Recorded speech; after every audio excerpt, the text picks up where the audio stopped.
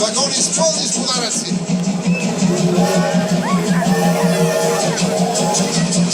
Винаги съм си мислил, че какво му липсва на Благоевград, а това е гара в центъра. Имаме я вече. Аплодисменти лица, Дядо Коледа дойде!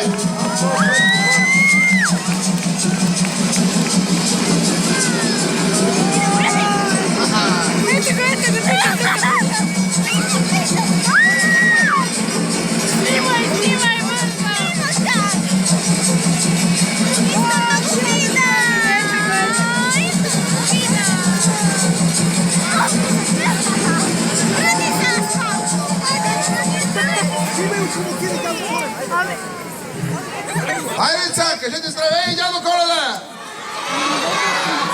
Заповядайте. О, и Снежанка е тук. И джуджета има. Охо! Добрия, белобрат старец. Я да ви видя. Добър вечер! Добър вечер! Здравей, Дядо Коледа! Здравейте, здравейте! Много ме се радваме, че си при нас. Колко се подготвихме. Да те посред... Ох, Снежанки, здравей. Здравей, ангелче, красиво, как си?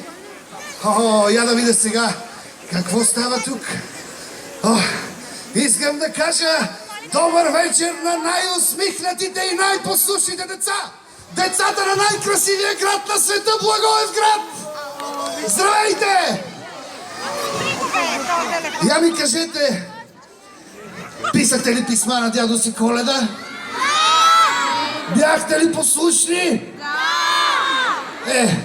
Защото дядо Коледа никога не идва без подаръци. А знаете, че истинските подаръци получавате в Коледната нощ, нали така? Сега имам една малка изненада за вас. Харесва ли ви този Коледа влак, с който пристигнах? Защото сте много послушни, много добри, много талантливи. Оставям ви това влакче в следващият месец да се возите абсолютно свободно и безплатно с него. Ставам го тук, може ли?